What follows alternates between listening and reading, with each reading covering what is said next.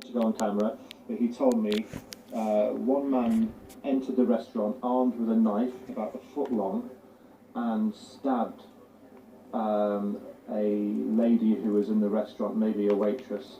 Him, along with other people, actually threw bottles and chairs at this man armed with a knife to try and stop him. And he also told me there were four other assailants he saw, all armed, in the vicinity, so maybe outside the restaurant or on the same street as the restaurant at Borough Market.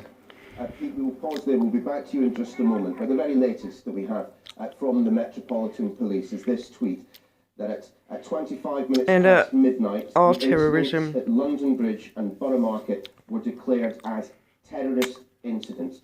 Another tweet from the Metropolitan Police, which they put out in just the past couple of minutes. The incident at Vauxhall is a stabbing and is not connected to the incident at London Bridge and Borough Market. So there we have the third. So that is the third attack. As terrorism. I'll just. The third attack was a stabbing. Alistair Bunker, who's still in the studio with me. What is the? And I bet you some sick, absolute piece of shit wanker, you know, who's got a lust for murder, would have gone out and killed these people, or killed someone, just, you know, and then thought, oh, you know, ISIS is out and about, I can just get away with killing someone. You know, they'll claim responsibility for it. Significance of that for this investigation. I mean, frankly, given the amount. And I am knackered, so this is the last little snippet, and then I'm going to bed. The working assumption from almost from the first few minutes of this will have been that this was in some way terrorist related. It's hard to know at this stage, from where we're sitting, why they feel confident enough to label it as terrorism. But one of the reasons might be, as Pete was just telling us on the phone, it might be down to the number of attackers involved. So just to repeat what Pete was hearing on the ground in London Bridge from someone, an eyewitness in a restaurant, saying that he saw 5 attackers armed with big knives. And that might be one of the reasons that the police are treating this as a terrorist incident. More generally, the significance of this being a terror incident will play out over the coming hours. But I suppose we have to ask what it might mean for the election campaign. We also have to wonder if there were 5 attackers, their whereabouts right now, because that would be very hard for the police to track them down. If they are still alive, it will be hard for the police to track them down, particularly if they've split. And of course, those numbers would suggest a network of sorts, although at the moment it would seem to be a fairly crude type of attack, using a vehicle and using knives, and nothing more sophisticated than that from what we've heard. But we will also be looking at whether or not JTAC, the Joint Terrorism Analysis Centre, which constantly reviews and assesses the threat level, will decide to raise it. Of course, the threat level that was raised to critical in the hours after the Manchester attack was lowered again to severe last weekend, almost exactly a week ago. Will they decide to raise it again? That will be a question for them. So the fact that it is terrorism, in some senses, has little effect on the police operation, because either way, you know, regardless of that label of terrorism, there is an active investigation and operation ongoing, and the police will need to track down the people behind it. But of course, terrorism has many other connotations, not least that London is a global city, a city that receives many, many tourists, and will have had and experienced its second terrorist attack in a number of months. And when you add that, of course, to the terror attacks in Manchester, This is the third. it will undoubtedly have an impact on the image of the United Kingdom from abroad. Alistair, thank you.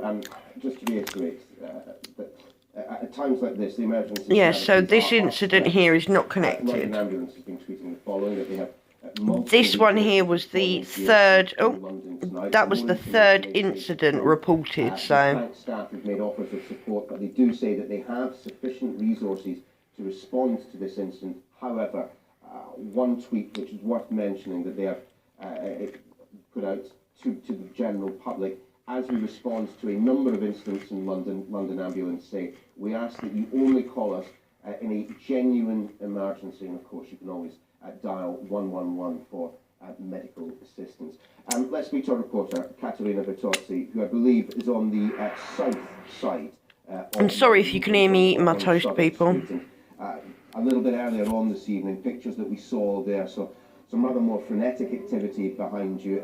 Things do appear to have calmed somewhat. However, as we were hearing from our cameraman, Pete Milnes, the idea that there were people armed and in and around that area, you can understand why the police were so keen to expand that cordon to push people back in the way that they did.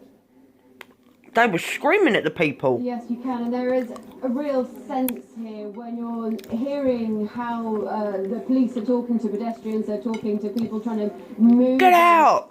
Along the road. There's a real urgency. They're shouting at these people, trying to get them out of the areas which they still say are not safe. A little earlier, I'm sorry.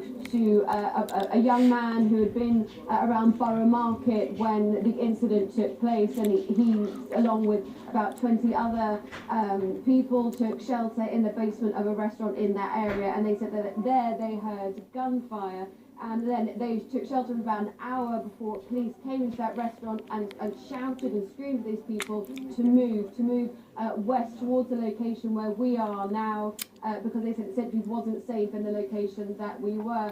And in fact, we saw about 20-30 people lie in a file walking sort of from this direction, from behind me, walking west towards Waterloo Station, where police had advised these people it would be a place where they could travel from.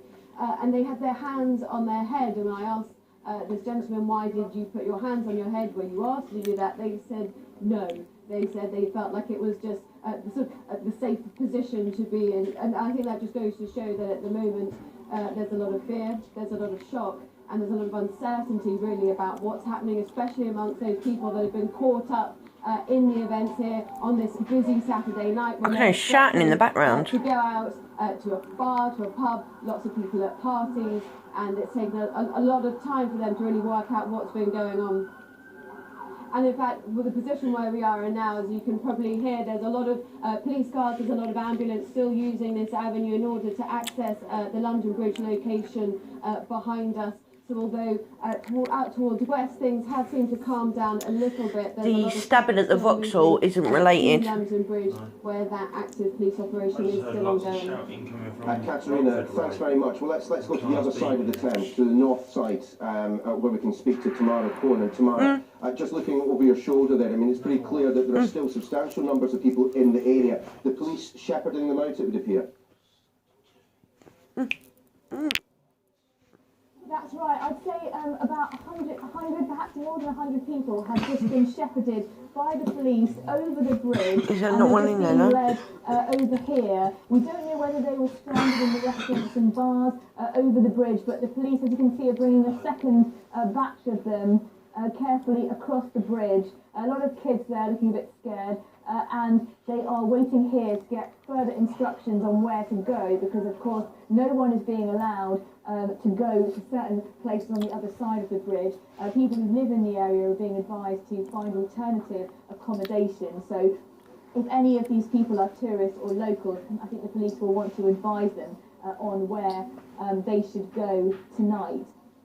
I was here about an hour ago, or perhaps an hour and a half ago, and saw some of those people who had been in the restaurants and bars on the other side of the bridge. And I spoke to a girl called Lara, who we had interviewed earlier, and her friends who were drinking in a pub called the Old Thameside Inn. And they described how police ran in, told them to run. They ran across the bridge. They got into a random person's car in order to get over here. They said 2 people lying on the ground, and other people appeared to be wounded.